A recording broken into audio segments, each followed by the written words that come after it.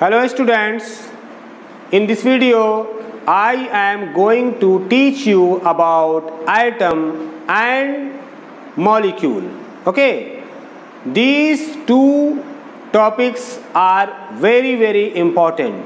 Okay, आइए समझें what is atom and what is molecule.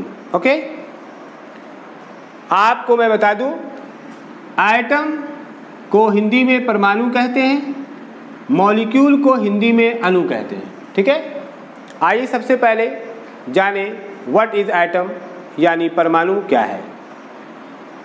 तो इसे आप यूँ समझें कि जैसे आप सबसे पहले 10 ग्राम आयरन ले लें. आयरन जो एक एलिमेंट है, ठीक है, ज़रूरी नहीं है कि आप आयरन ही लें. आयरन का मैं एक एग्जांपल दे रहा हूँ. You can take any element. And element क्या है इसे समझना है तो आप मेरे इस वीडियो के डिस्क्रिप्शन बॉक्स में जाएंगे. एलिमेंट से रिलेटेड वीडियो का लिंक उसमें डाला हुआ रहेगा, आप उसे देख लें तो आपको समझ में आ जाएगा कि एलिमेंट किसे कहते हैं. तो मैं बता रहा हूँ कि आयरन एक एलिमेंट है. ठीक है, तो आप 10 ग्राम आयरन ले लें. ठीक है, और ज़रूरी नहीं है कि आयरन ही, आप आयरन की जगह पर एल्युमिनियम भी ले सकते हैं, कॉपर भी ले सकते हैं, ये सभी एलिमेंट हैं. तो 10 ग्राम आप ले लें आयरन और उसे ब्रेक करें, मतलब तोड़ें उसे, और तोड़ते जाएं, मतलब कि तोड़ करके उसे छोटा बनाते जाएं और इतना छोटा बनाएं, इतना छोटा यानी इतना स्मॉल बनाएं, इतना उसे स्मॉल कर दें कि अब वो दिख नहीं पाए, यानी इनविजिबल हो जाए, अदृश्य हो जाए. यानी अगर अब उसे देखना है तो उसे देखने के लिए माइक्रोस्कोप यानी सूक्ष्मदर्शी की ज़रूरत पड़े. तो जैसे ही अब वो दिखाई नहीं देने लगे तो फिर उसी कण को यानी पार्टिकल को, यानी उस माइक्रो इनविजिबल पार्टिकल को ही एटम कहेंगे. यानी atom is micro invisible particle of an element. यानी किसी एलिमेंट का वह छोटा से छोटा, बहुत छोटा पार्टिकल, कण जो दिखाई नहीं देता है. ठीक है, उसे देखने के लिए माइक्रोस्कोप की ज़रूरत पड़ती है, तो उसी को कहते हैं एटम. तो अब मैंने 10 ग्राम आयरन लिया था, तो अब कहा जाए कि उस 10 ग्राम आयरन में आयरन का कितना एटम होगा. तो मैं बता दूं कि उस 10 ग्राम आयरन में आयरन का इतना एटम होगा कि जिसे आप काउंट नहीं कर सकते हैं, यानी उसकी गिनती आप नहीं कर सकते. ठीक है, क्यों? इसलिए कि इतना वो छोटे पार्टिकल में बट गया कि जाहिर सी बात है कि उसका जो नंबर होगा, तादाद, वो बहुत ज़्यादा होगा. आप समझ भी सकते हैं. ठीक है, और हाँ, ये जान लीजिए कि अगर 10 ग्राम आपने आयरन लिया जिसमें बहुत सारा आइटम होगा जिसकी गिनती नहीं कर सकते हैं, तो हर आइटम में, याद रखिएगा, हर आइटम में इलेक्ट्रॉन, प्रोटॉन एंड न्यूट्रॉन होगा. इलेक्ट्रॉन, प्रोटॉन एंड न्यूट्रॉन होगा हर आइटम में. क्यों? क्योंकि हर item electron, proton and neutron का बना होता है. ठीक है, सिर्फ याद रखिएगा हाइड्रोजन छोड़ करके, क्योंकि हाइड्रोजन के आइटम में न्यूट्रॉन नहीं होता है. ठीक है, और जान लीजिए एक साइंटिस्ट थे जिनका नाम है डाल्टन. उनका कहना था कि item can not B divided, यानी परमाणु को तोड़ा नहीं जा सकता है. लेकिन बाद के साइंटिस्ट ने कहा कि नहीं, आइटम बहुत छोटा होता है लेकिन इसके बावजूद उसे भी तोड़ा जा सकता है, यानी item can be divided also. Okay, तो और हाँ, आप ये भी जान लीजिए कि कोई भी item electron, proton and neutron का बना होता है. इसीलिए जब हम आइटम को तोड़ते हैं तो उससे से मिलता है हमको electron, proton and neutron. Means कि item is made of electron, proton and neutron. Okay, तो आप समझ गए क्या है atom. Atom is micro invisible particle of an element which can not be seen without microscope, but even it can be divided. It is too small but even it can be divided. Okay, and it can be divided into many particles, and among them 3 are important: electron, proton and neutron. But I said to you that any atom can be divided into many particles, but among them 3 are main, and those 3 are electron, proton and neutron. Okay, and now I am going to understand about molecule. आइए molecule क्या है ये जान लें.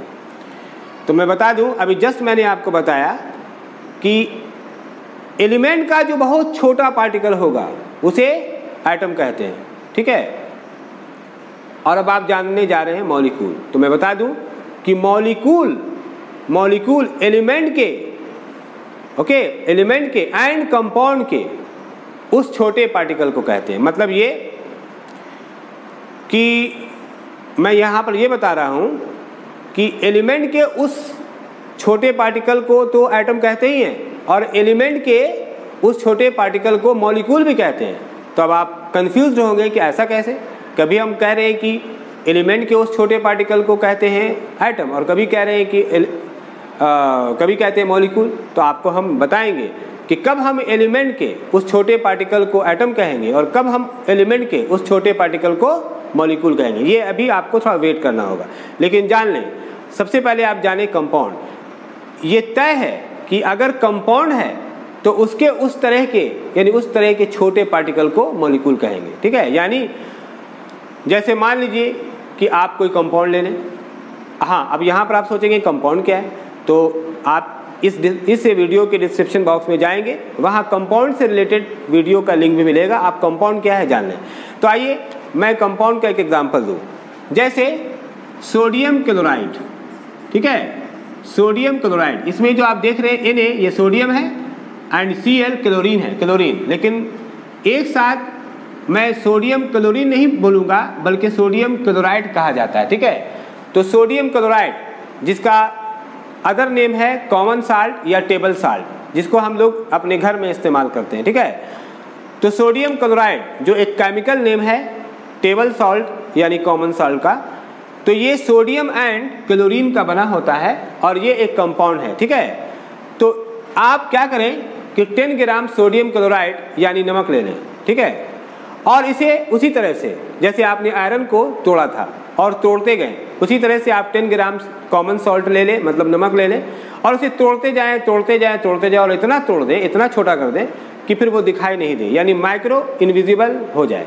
तो फिर उस micro invisible particle को हम नाम देंगे मॉलिक्यूल का. मतलब ये कि अगर कंपाउंड है तो कंपाउंड के उस तरह के छोटे पार्टिकल को हम नाम देते हैं मॉलिक्यूल. ठीक है, मॉलिक्यूल याद रखिएगा, मॉलिक्यूल. कंपाउंड के उस छोटे पार्टिकल को मॉलिक्यूल नाम देंगे. लेकिन एलिमेंट अगर है तो उसके उस तरह के छोटे पार्टिकल को कभी एटम कहेंगे और कभी मॉलिक्यूल. कब एटम कहेंगे और कब मॉलिक्यूल कहेंगे, आइए इसे जाने. यही है सबसे इंपॉर्टेंट आज का टॉपिक. ठीक है, तो देखिए, अब जैसे यहां पर एक और एग्जांपल दे दें आपको वाटर का. एक और भी वाटर का एग्जांपल दे दें. वाटर भी कंपाउंड है. ठीक है, वाटर भी कंपाउंड है. तो वाटर अगर वाटर कंपाउंड है तो वाटर के भी उस छोटे पार्टिकल को हम मॉलिक्यूल कहेंगे. याद रखिएगा, जब भी कंपाउंड रहेगा तो उसके उस तरह के छोटे पार्टिकल को मॉलिक्यूल कहेंगे. अब आइए हम एलिमेंट ले. ठीक है, जैसे यहाँ देखिए, जैसे Al मीन्स होता है एल्युमिनियम. Al means aluminium. ये क्या है, ये एलिमेंट है.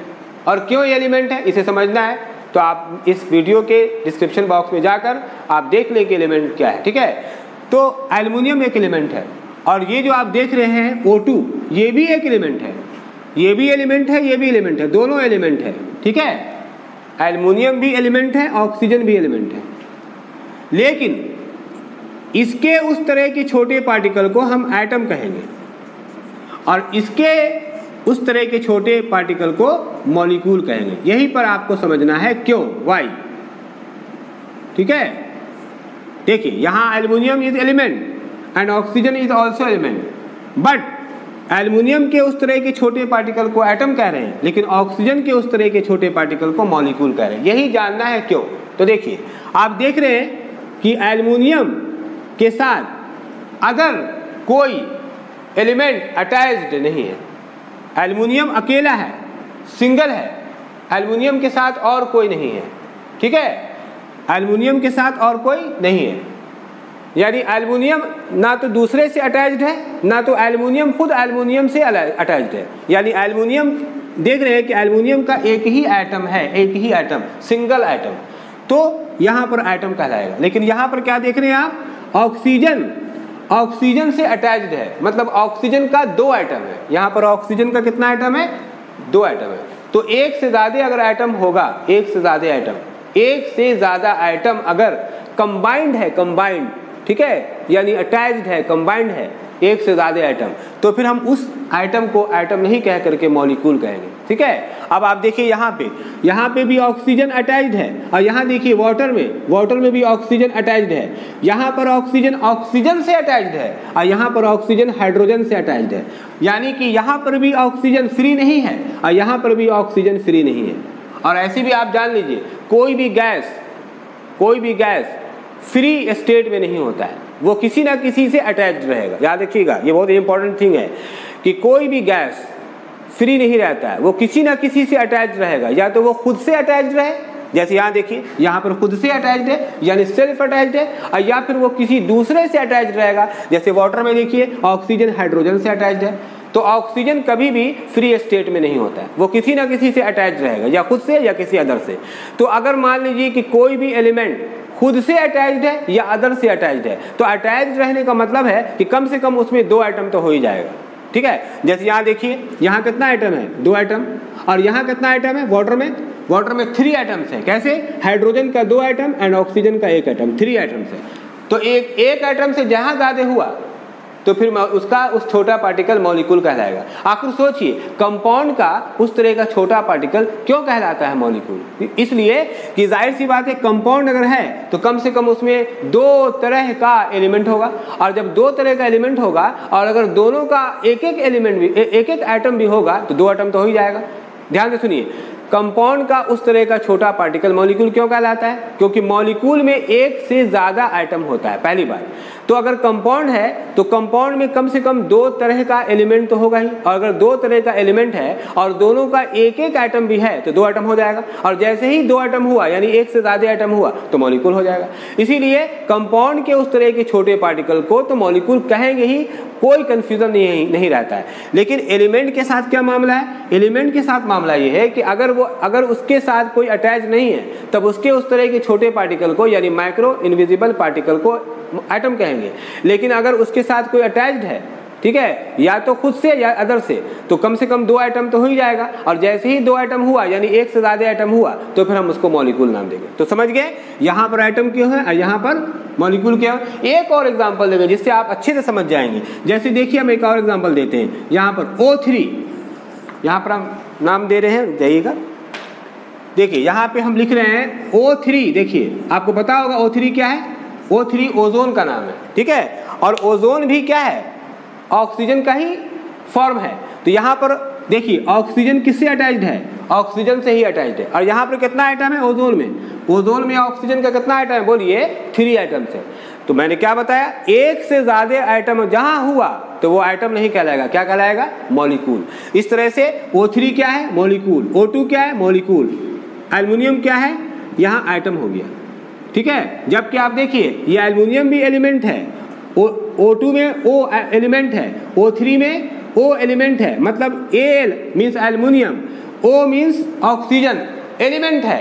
लेकिन यहाँ एल्युमिनियम जैसे एलिमेंट के उस छोटे पार्टिकल को एटम कह रहे हैं, जबकि यहाँ O2 या O3 के उस छोटे पार्टिकल को मॉलिक्यूल कह रहे हैं। क्योंकि आप इजीली में समझ सकते हैं कि यहाँ 3 मॉलिक्यूल्स है, यहाँ 2 मॉलिक्यूल्स है, यहाँ 3 एटम्स है, यहाँ 2 एटम्स है, और यहाँ 1 एटम है। तो 1 एटम रहेगा तो एटम कहलाएगा, और जहाँ एक से ज़्यादा एटम हुआ तो मॉलिक्यूल कहलाएगा। ओके, तो आई थिंक कि आपको समझ में आ गया होगा। अगर कहीं भी डाउट है तो आप इस वीडियो के कमेंट बॉक्स में कमेंट कर सकते हैं। अगर वीडियो आपको आगे वीडियो में सारी बातें समझ में आ गई तो आप ज़रूर लाइक करें, ज़्यादा से ज़्यादा शेयर करें और शेयर ज़रूर करें, ताकि ज़्यादा से ज़्यादा स्टूडेंट मेरे इस वीडियो को देखें और घर बैठे इस लॉकडाउन में पढ़ाई करें।